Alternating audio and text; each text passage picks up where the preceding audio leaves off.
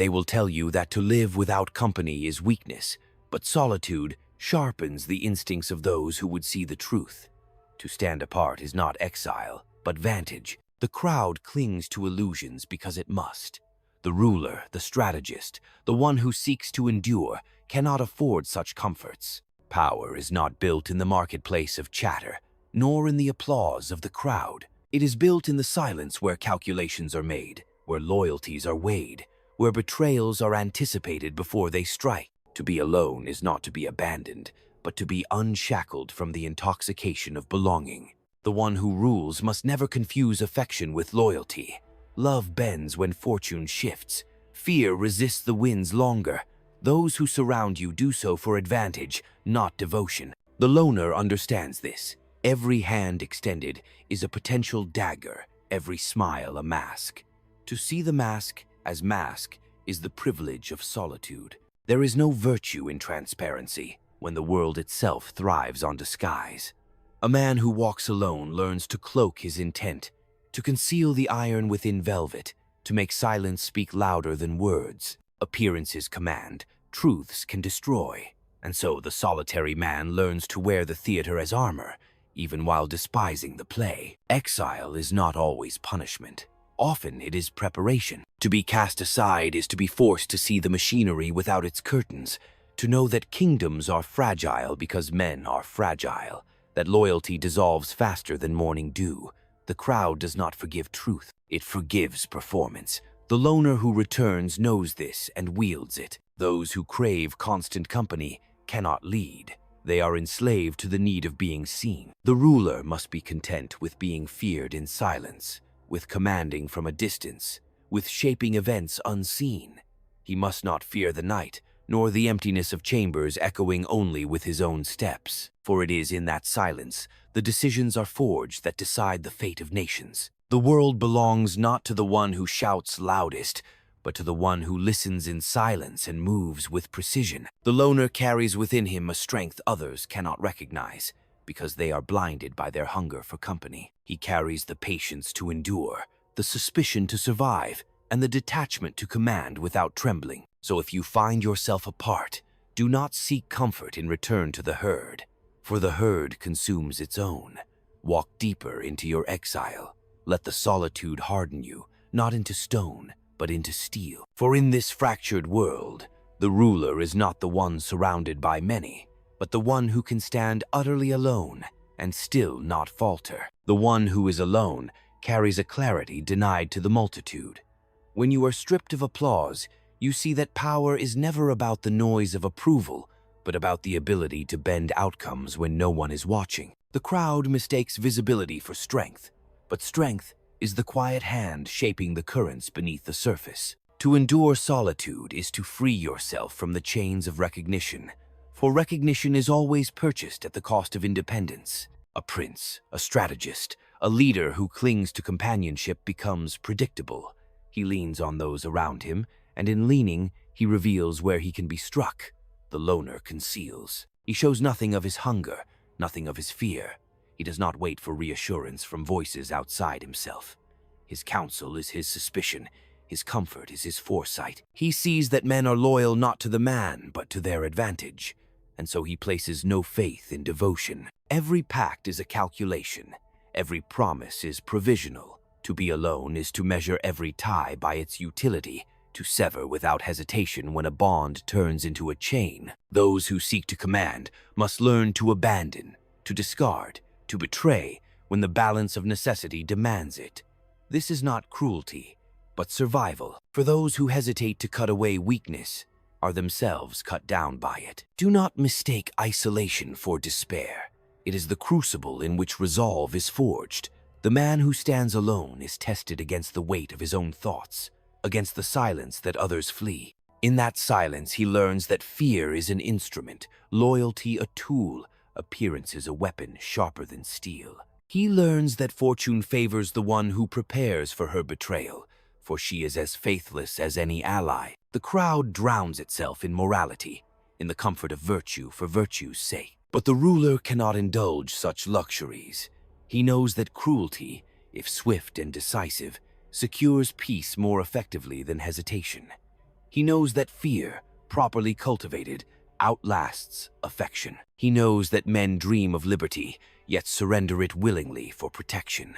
These truths are not discovered in company, but in exile, where illusions lose their power. Solitude is not absence, but vantage. The one who rules must watch from above, not march in step below. He must calculate as if fate itself were his adversary, knowing that every victory breeds envy, every triumph invites conspiracies. Only the solitary eye can detect the movements of those who whisper behind curtains. Only the solitary mind can see the knife before it glimmers in the torchlight. To walk this path is not to seek comfort. It is to embrace necessity. The world is not kind to those who need affection.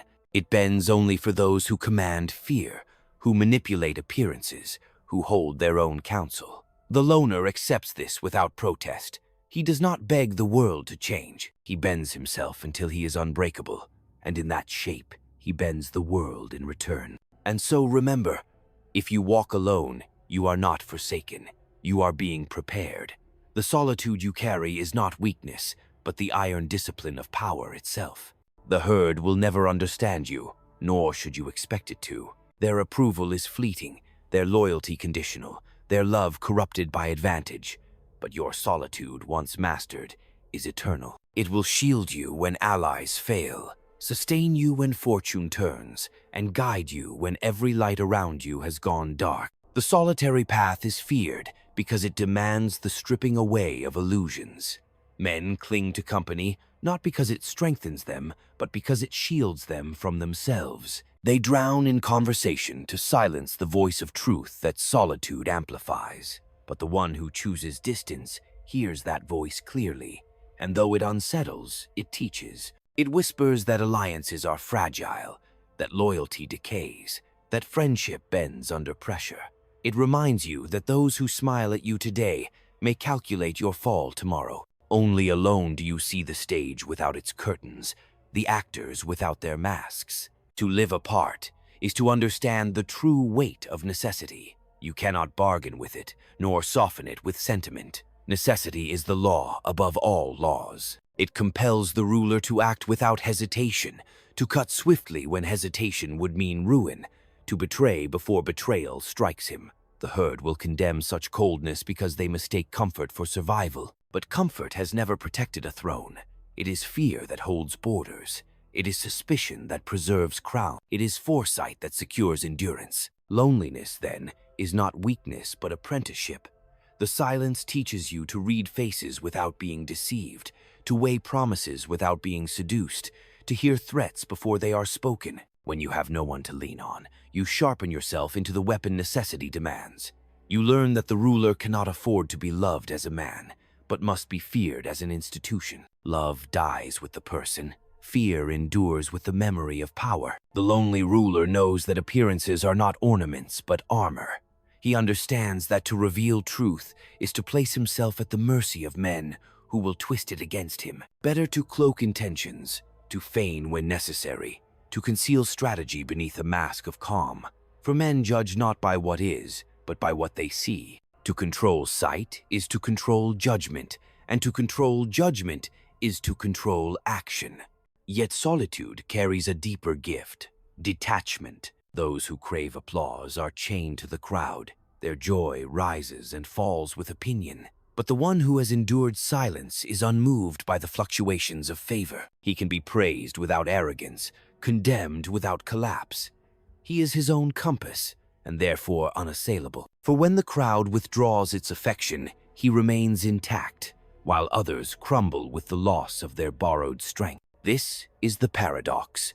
To rule men, you must first free yourself from the need of men. To command loyalty, you must not depend upon it. To wield fear, you must not fear isolation. The ruler who cannot endure solitude will always be hostage to those who surround him, forever desperate for reassurance, forever vulnerable to betrayal. But the one who walks alone is hostage to none. Understand this: solitude is not the end but the condition of endurance. It is the ground upon which power plants its roots. It is the fortress no army can breach, for it is built not of stone but of clarity. When you are alone, You see necessity for what it is. You cease pleading with fortune to favor you, and instead prepare for her betrayal.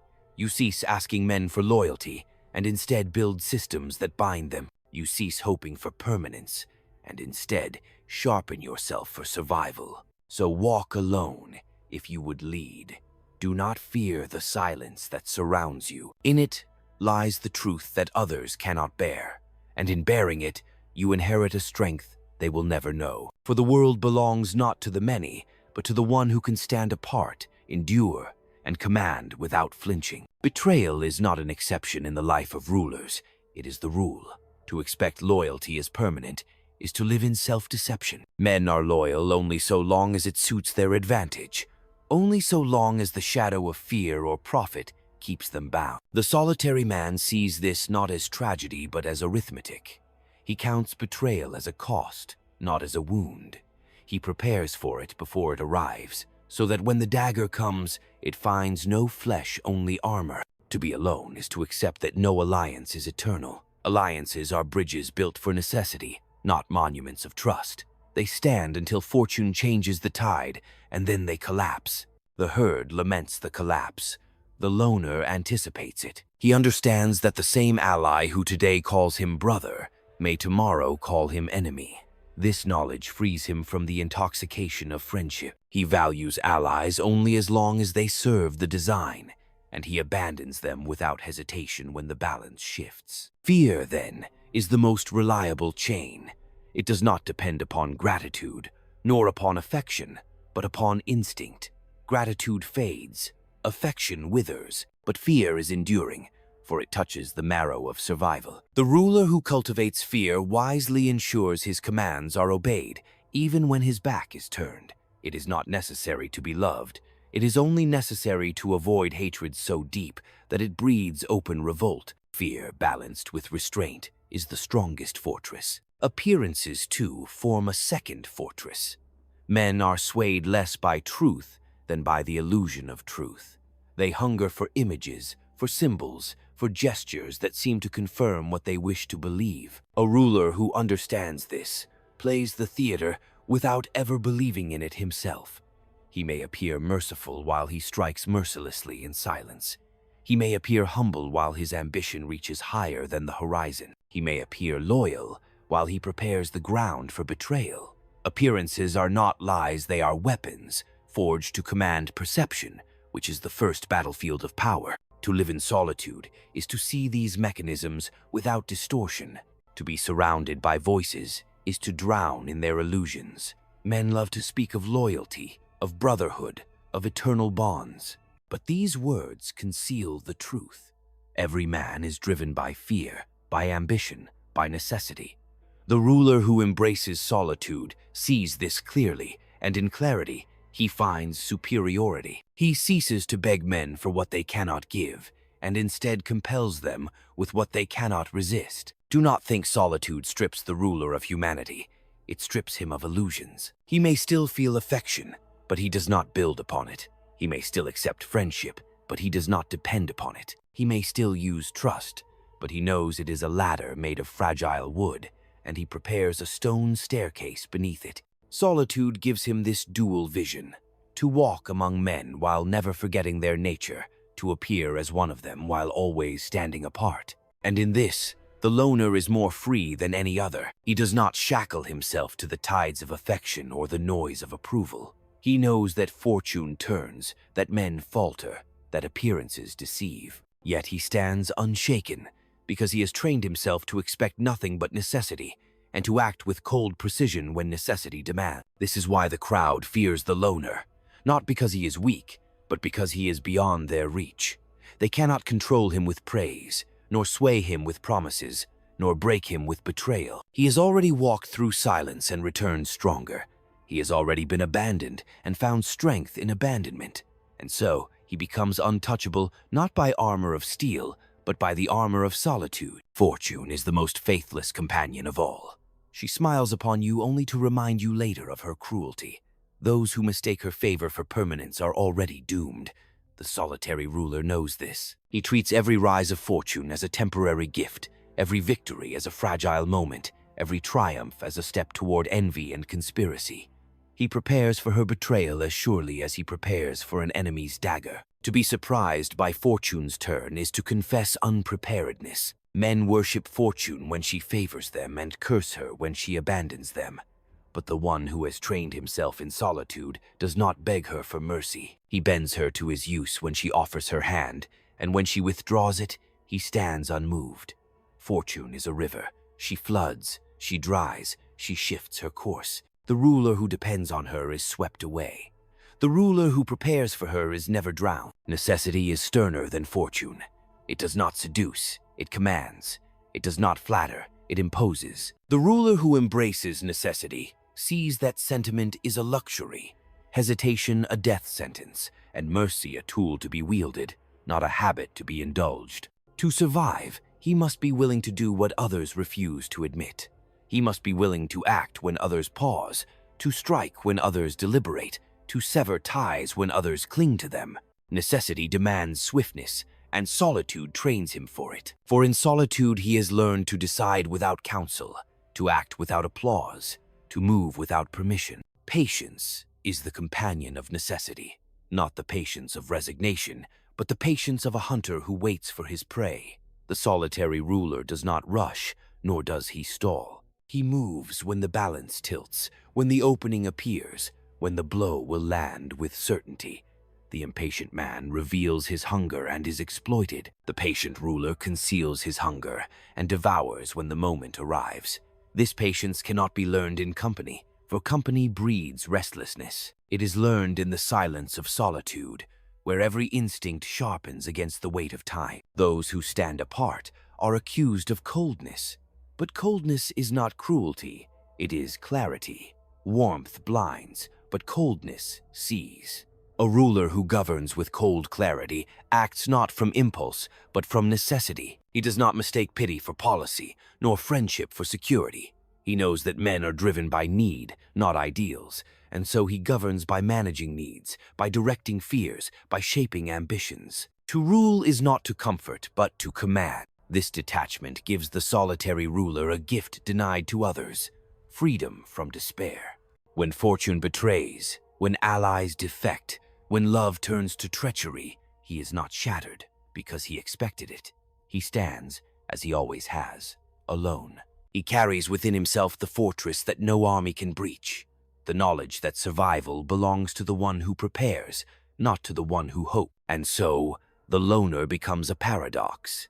Feared because he cannot be swayed, envied because he cannot be broken, despised because he does not need what others crave. Yet it is this very solitude that grants him command. For men follow not the one who clings to them, but the one who stands apart, untouchable, beyond their petty quarrels, beyond their fragile bond. To endure solitude is to understand power as it truly is, not the adoration of the crowd, not the illusion of loyalty, not the favor of fortune, but the cold capacity to decide and to act when all else collapses. In that silence, in that exile, in that abandonment, the ruler discovers what no multitude will ever know: that leadership is not the embrace of others, but the mastery of oneself. Control is never absolute, yet it must always appear so. The solitary ruler knows that men obey less because of force than because of perception. Power is sustained not only by armies, but by the belief that those armies will act without hesitation. Authority is preserved not by justice alone, but by the conviction that punishment will follow defiance. Men are ruled by what they think will happen more than by what actually happens, and so the art of control is the art of appearances, crafted, maintained, and weaponized with precision. Fear is the first and most enduring instrument. It reaches deeper than affection because it touches survival itself. The ruler must cultivate fear carefully, like fire, enough to warm obedience, but not so much as to burn into rebellion. Fear without hatred is the golden balance. Hatred festers when cruelty is clumsy, when punishment is arbitrary, when power humiliates instead of commands. But fear, anchored in justice, swift, necessary, decisive, becomes respect. And respect endures even in silence. Loyalty, by contrast, is more fragile, yet it can be manufactured. Men are loyal not to ideals, but to advantage. They follow where their profit lies, where their safety is secured, where their hopes are fed. The ruler who wishes to bind loyalty must offer rewards that outweigh betrayal, or punishments that make betrayal unbearable. He must never believe loyalty is natural. It is engineered. It is bought, managed, balanced against fear. To depend on it as though it were genuine is to invite collapse. To wield it as a tool is to ensure stability. Appearances, then, form the theater in which both fear and loyalty perform. Men must believe that the ruler is strong even when his hand is hidden. They must believe he is merciful even when his mercy serves calculation. They must believe he is inevitable, as if his rule were ordained, unshakable, beyond contest. For once they doubt his permanence, they begin to plot his end. Power, therefore, is less about what you are than about what men cannot imagine you not being. The solitary ruler understands this, for he has stood apart from illusions and knows how they bind others. Control is never about the present alone. It is about the horizon. A ruler must always see further than those he governs, anticipate the dangers they cannot yet perceive, and prepare responses before crises are born. Solitude sharpens this foresight, for in silence he rehearses the betrayals, the disasters, the conspiracies, and prepares counters for them all. To govern without foresight is to stumble into ruin. To govern with foresight is to shape destiny itself. And yet, control is fragile. It demands vigilance. It demands patience. It demands that the ruler be willing to cloak himself in appearances, to wield fear without cruelty, to purchase loyalty without trusting it. This is why solitude is indispensable. Only alone can he carry the weight of suspicion without collapse. Only alone can he sustain the clarity to balance necessity against excess. Only alone can he preserve the detachment required to wield power without being devoured by it. Thus, the anatomy of control is simple in form but severe in practice.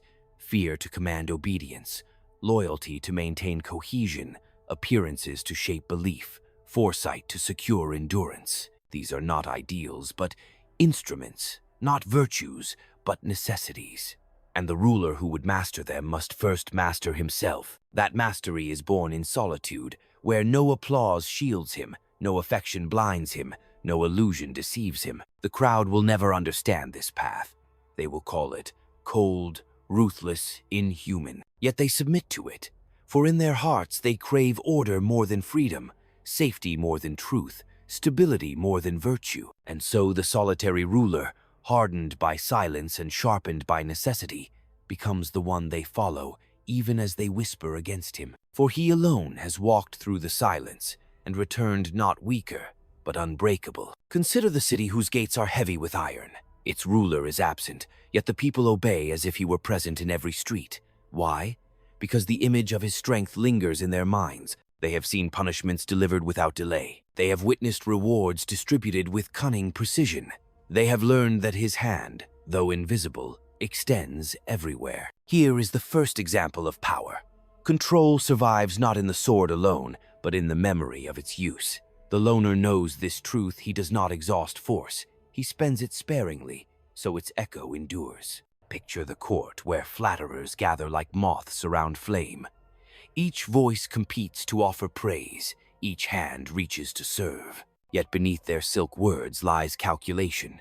One praises to gain privilege. Another flatters to conceal disloyalty. A third smiles to secure time before betrayal. A ruler intoxicated by their adoration is doomed. But the one who stands apart, who listens but does not believe, who accepts their service while preparing for their treachery, he alone survives. This is another example. The loner turns every servant into a temporary ally, never into a trusted brother. Think of the general who marches his army across foreign soil. His soldiers fear hunger more than the enemy, and desertion whispers through the ranks. Yet he feeds them not with bread alone, but with spectacle. He stages victories, however small, and parades them as triumphs. He makes the men believe they are unstoppable, though their bellies ache.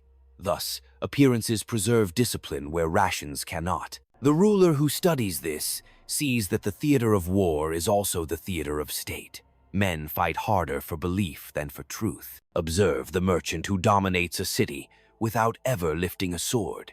He does not command by decree, but by necessity. He controls the grain, and through it, the hunger of the people. He controls the flow of coin, and through it, the ambitions of rivals. He never speaks of loyalty, yet every man who eats depends on him. This is another example. Power is not always crowned. Sometimes it is cloaked in indispensability. The loner ruler understands this principle and seeks to make himself necessary, so that even his enemies must tolerate him. Recall the exile who returns in silence. He was cast out as a traitor, but time, fortune, and necessity have shifted the balance. Those who once spat his name now seek his counsel, for in the chaos no other hand is steady. He does not protest his innocence, nor demand affection. He simply offers the order that others cannot restore, and they submit. This too is power. Patience in solitude becomes authority when the crowd has exhausted its illusions. Finally, imagine the conspirator who believes his knife will change history. He plots in shadows, whispers in secret halls, and waits for the moment to strike. Yet when the blow is delivered, the throne does not fall, because the ruler has already anticipated betrayal. The conspirator's allies hesitate, the guards remain loyal out of fear, and the people see not a weak prince but a sovereign, untouched by chaos. The plot dies, not because of its failure, but because of its irrelevance.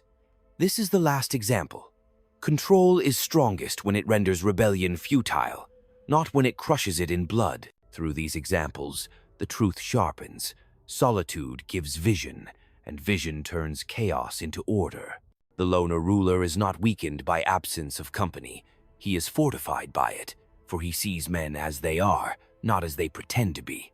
He understands that the machinery of power is built not on ideals but on necessity, not on trust but on anticipation, not on virtue but on calculation. This video is not for everyone, because most cannot bear to face what it means to walk through life without the warmth of constant companionship. Loners are feared, not pitied, because they have severed themselves from the illusions that bind the many. They are not governed by the need for approval, nor weakened by the hunger for recognition. They are governed only by necessity. This makes them unreadable, untouchable, and therefore dangerous in a world that thrives on predictability. To be a loner is to reject the narcotic of belonging. It is to know that the crowd is not a shield but a weight, that intimacy too often becomes a chain, that friendship becomes a theater of masks. In choosing distance, you do not lose humanity. You strip away the illusions that deform it. The loner is not an enemy of men but their mirror, for he reflects back to them the truth they hide from themselves, that each man, when tested, serves his own survival above all else. The heart of the loner's strength lies in detachment. Where others are swayed by affection or wounded by betrayal, the loner stands still. Where others search for affirmation in the noise of voices, the loner is content with silence. Where others tie their fortune to shifting alliances, the loner binds himself only to what he can command. In this detachment, he becomes sovereign of himself, and that sovereignty makes him formidable in the world of power. For those who would rule, the loner's path is not merely an option, it is a necessity. Leadership demands a distance that friendship cannot permit. To decide with clarity, one must be free from the fog of affection. To anticipate betrayal, one must not be blinded by trust. To wield power without trembling, one must already have endured the silence of solitude. Only then can a man shape the destinies of others without collapsing under their weight. This is why the title matters. Not everyone can walk this path, and most should not try. It is not designed for comfort, nor for those who seek to be embraced. It is for those who understand that isolation is the crucible of clarity, that solitude is the workshop of necessity, that loneliness is the raw material of strength. Those who cannot stand the silence will always serve those who can. Those who cannot endure being alone will always follow those who already are. Thus, the loner is not a victim of circumstance, but the architect of his own advantage. He lives outside the herd not because he was expelled, but because he refuses to be bound by its illusions. He governs himself with the same severity with which he governs others, and in doing so, he discovers the essence of power, the ability to stand apart, to endure necessity, and to bend the world from a position of unshakable solitude. The loner accepts what others resist. That power isolates by its very nature. Authority cannot be shared without dilution, and the higher one climbs, the thinner the air becomes. Companionship at such heights is scarce, for those who rise with you often seek to pull you down, and those below you resent the shadow you cast. To endure this condition without collapse is the mark of one fit to command. The weak seek comfort in company, the strong in control of themselves. Solitude becomes a discipline. It teaches the mind to observe without distraction, to calculate without interruption, to endure without consolation. Where others fall apart when stripped of support, the loner discovers a steel that cannot be forged in the warmth of the crowd. He learns that silence is not emptiness, but clarity. That absence of applause is not failure, but freedom. That exile is not death, but purification. The ruler who cannot endure such discipline will forever be hostage to the shifting moods of those around him. Loners carry within them the paradox of power. They are detached, yet decisive. They are apart, yet their influence penetrates everything. They are unseen, yet their presence is felt in every calculation. By refusing to depend on the crowd, they make the crowd dependent on them. By standing apart, they become the point around which others orbit. Their solitude is not weakness. It is the very mechanism by which they bend men, events, and fortunes to their will. The path of the loner is also the path of foresight. To see clearly, one must not be blinded by the noise of constant voices. The loner sees patterns where others see only confusion, because his gaze is not clouded by affection, rivalry, or desire for acceptance. He understands that every alliance carries within it the seed of betrayal, every promise the shadow of advantage, every gift the hidden cost. Such vision is cold, but it is exact, and in the realm of power, exactness is survival. This is why the crowd recoils from the loner. They sense in him a force they cannot master. He does not rely on their approval, so they cannot control him. He does not beg for their loyalty, so they cannot betray him. He does not fear their abandonment, so they cannot weaken him. He stands outside their game, and for that, he becomes the one who defines its rule. The herd whispers against him, but when crisis comes, it is to him they turn, because he is the only one who is prepared, the only one who has endured, the only one who is unshaken. Thus the title holds its truth. This way of life is not for everyone. Most men should remain in the comfort of the crowd, for they would collapse under the silence of solitude. But for those few who can endure it, who can strip away illusion and walk alone, there lies a power beyond comparison. It is not the power of affection, nor of popularity, but of sovereignty over oneself, and from that sovereignty, sovereignty over others follows. Detachment transforms ambition into something sharper than mere desire. For the common man, ambition is a craving for applause, a hunger for validation, a thirst for recognition in the eyes of others. It is noisy, restless, and fragile, for it depends on the response of the crowd. But the ambition of the loner is silent, internal, impervious to the tides of opinion. It is ambition, purified of vanity. Ambition that no longer needs to be seen to be real. It becomes a cold force, directed with precision, unburdened by the need to be understood. Necessity then reshapes morality. Where others cling to ideals, the loner sees only outcomes. He does not ask whether an act is virtuous, but whether it preserves power. He does not ask whether a decision is admired, but whether it secures survival. For him, morality is not abandoned, it is repurposed, bent into a tool like any other. He will wear the mask of virtue when it strengthens his position, and discard it when it weakens him. The crowd, enslaved by appearances, mistakes this as hypocrisy. But for the loner, it is the only honest way to live, for he sees that ideals without force are illusions, and force without disguise is brutality. To survive, he fuses the two into one seamless weapon. Silence itself becomes his ally. In the silence, he learns the rhythms of patience, the art of withholding, the power of what is left unsaid. Men fear the silence of a ruler more than his speech, for words can be challenged, but silence leaves them in uncertainty. The loner understands this instinctively. When he speaks rarely, his words carry weight. When he holds back, men wonder what he has seen. When he says nothing, His enemies imagine everything. Silence multiplies his presence even when he is absent. This psychological architecture makes the loner unassailable. He is not bound by the chains that others wrap around themselves, the craving for affection, the comfort of company, the intoxication of ideals. He is bound only by necessity, and necessity cannot betray. In this, he finds freedom, not the freedom of escape, but the freedom of command.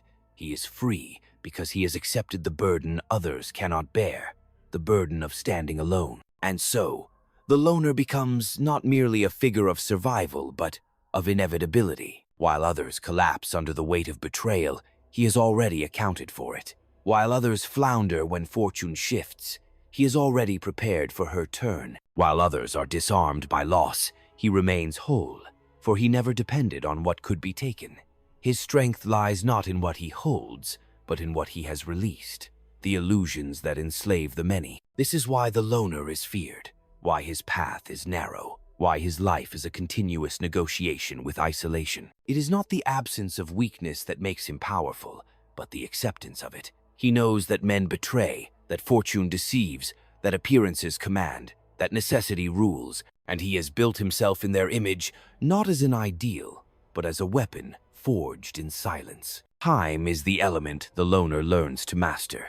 Others waste it in distraction, in the comfort of endless company, in the pursuit of fleeting pleasures. They trade hours for illusions, unaware that time itself is the sharpest weapon and the truest ally. The loner, stripped of noise, sees time for what it is, the silent judge that reveals every mask, the relentless force that rots every false promise, the patient hand that exposes every hidden betrayal. By enduring solitude, he aligns himself with time rather than fights against it. He learns to wait, and in waiting, he conquers. Exile, too, is not the ruin the herd believes it to be, but the crucible in which power is purified. To be cast out is to lose the shield of belonging, to stand naked against necessity. Many collapse in this void, but the loner discovers strength there. In exile, he sees who remains when loyalty is stripped away, often no one. And yet, this revelation liberates him, for he realizes that he was always alone, that every alliance was provisional, that every companion was a calculation. Once he accepts this, return becomes inevitable, for he no longer depends on affection. He returns not seeking forgiveness, but wielding clarity. Suspicion, sharpened by solitude, becomes the loner's permanent discipline. He does not see the world as a theater of friendship, but as a web of shifting interests. He suspects promises, for he knows they are only as firm as circumstance. He suspects affection, for he knows it bends under pressure. He suspects even gratitude, for he has seen how quickly it fades. This suspicion is not paranoia, but survival. It allows him to anticipate moves before they occur, to neutralize threats before they arise, to turn enemies into tools and allies into temporary shields. The crowd calls this cynicism. He calls it realism. Together, time, exile, and suspicion shape him into a figure the many cannot understand. He is not blinded by the present, for he sees the long arc of time. He is not broken by rejection, for exile has already stripped him of illusion. He is not betrayed by surprise, for suspicion has trained him to expect betrayal. In this triad, he finds the architecture of endurance.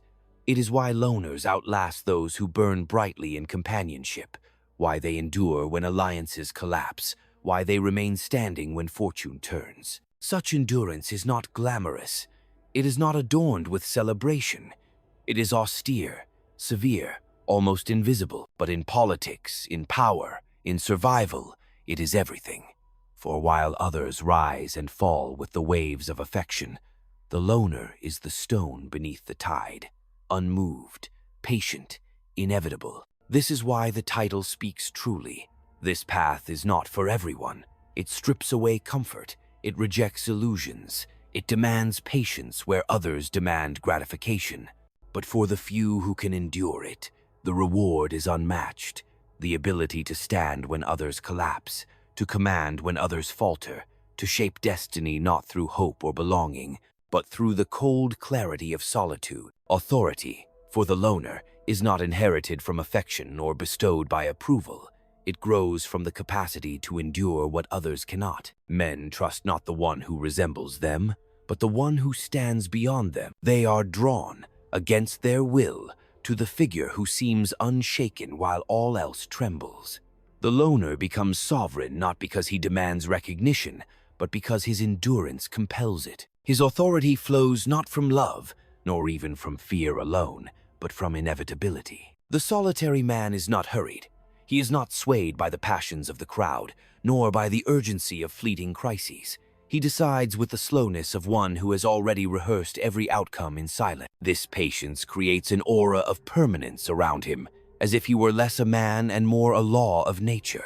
Authority takes root in perception, and perception belongs to the one who appears beyond contingency. Thus, the loner, by detaching himself from the noise, appears timeless in a world consumed by immediacy. Sovereignty is born when endurance transforms into necessity. When men realize they cannot ignore him, cannot unsettle him, cannot outlast him, they begin to bend. They submit not because they wish to, but because they cannot imagine survival without him. He becomes the axis around which events revolve. His detachment, once feared as coldness, now appears as stability. His silence, once judged as distance, now becomes wisdom. His suspicion, once condemned as cynicism, now proves prophetic. Authority is nothing more than the recognition of necessity, and the loner becomes necessary precisely because he has mastered what others avoid. The throne, in whatever form it takes, is not the chair of the beloved, nor the platform of the popular. It is the seat of the one who cannot be moved. The loner embodies this immovability. He has trained himself to resist fortune's betrayals, to endure exile's void, to anticipate treachery before it unfolds. In him, men see a figure who cannot be toppled by their whims, and therefore, paradoxically, they entrust him with their fate. His distance gives him weight, his silence gives him presence, his solitude gives him power. Authority, then, is the culmination of solitude's discipline. It is the public face of private endurance. The crowd may never understand how it was forged, for they cannot imagine surviving without their illusions, but they will follow it, submit to it, and even defend it, because in the loner's sovereignty, they sense a strength greater than their own. This is the hidden architecture of the title, not for everyone, because it demands the strength to stand apart, only for loners, because only they can transform exile into endurance, endurance into authority, and authority into sovereignty. Sovereignty, once attained, is never secure. It must be guarded as fiercely as it was won. For the moment a ruler allows himself to be softened by the comforts he once renounced, he begins to decay. Authority is not a permanent crown. It is a fire that must be fed. The loner who forgets his solitude and leans too heavily on affection or applause has already surrendered the very strength that made him sovereign. He becomes vulnerable not because his enemies have grown stronger, but because he has grown dependent. To preserve sovereignty, the ruler must remain apart. Distance is not arrogance, it is protection.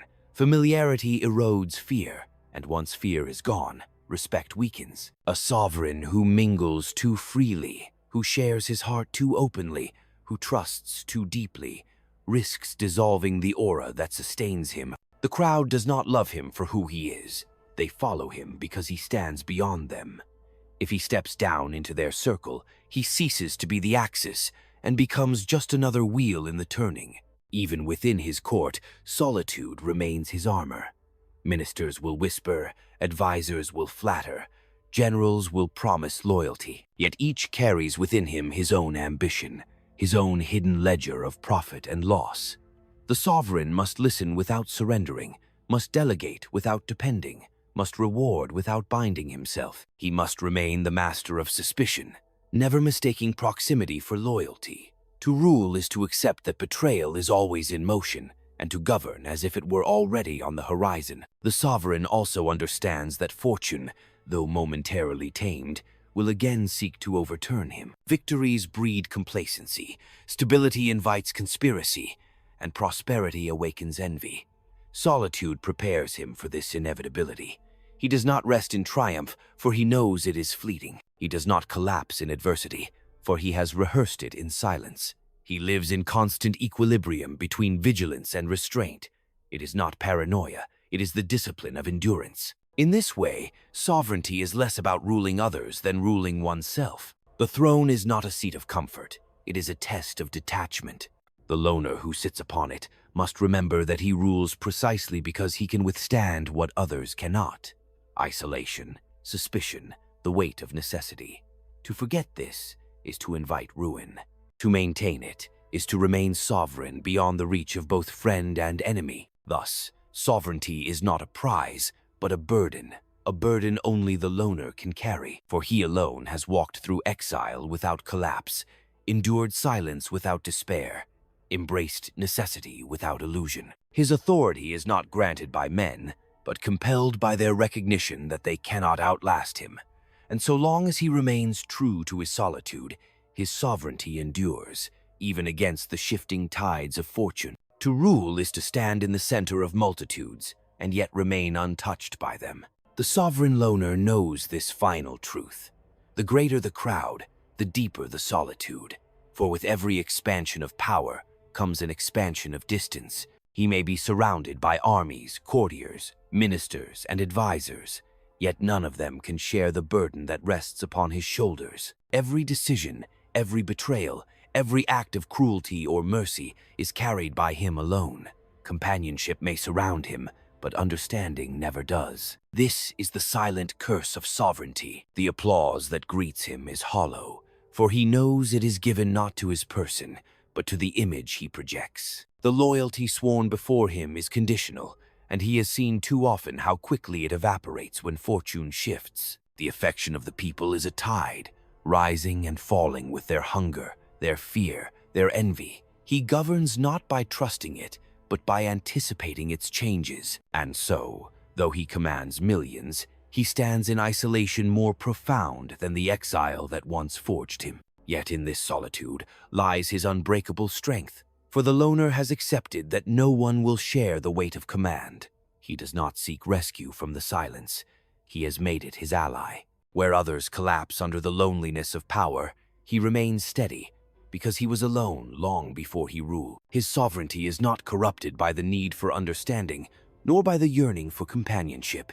He carries the crown as he carried exile, with discipline, detachment, and clarity. To rule, then, is not to be loved, nor even to be feared alone.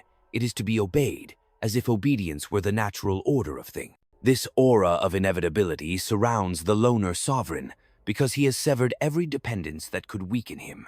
He does not cling to allies. He does not beg fortune. He does not plead for love. He stands, and by standing, compels the world to bend. And this is the hidden architecture of power that few dare to face.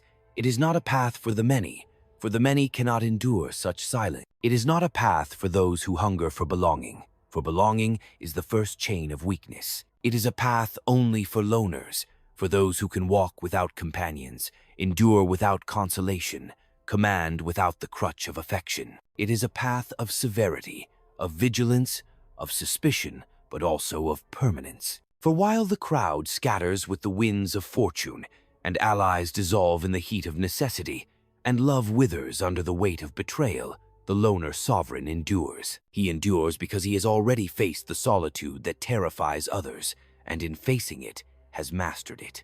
Alone at the summit, he is not broken. Alone, he is complete. This video is not for everyone. It is only for those who can walk alone. For the loner carries within him a strength the crowd will never understand. He is not sustained by applause, not weakened by rejection, not broken by betrayal. He has already endured the silence that others fear, and in that silence, he has built himself into something unshakable. To live as a loner is not to retreat from the world, but to confront it without illusions. It is to accept that loyalty is fragile, that fortune betrays, that appearances rule. It is to endure exile, suspicion, and solitude without collapse. And from that endurance rises the one truth that shapes all power. The world belongs not to those who cling to others, but to those who can stand apart. The loner is not made to be understood, nor to be embraced. He is made to outlast. When the crowd dissolves, he remains.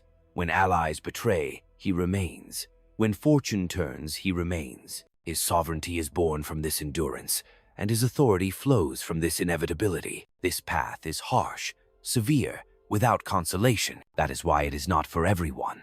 But for those who can bear it, for those who can walk alone without despair, it opens the only road to true command. Solitude is not their weakness, it is their fortress. And so remember, in the theater of power, it is not the many who decide the fate of the world. It is the few who can endure the silence. It is the loners, the rulers, the ones who walk alone,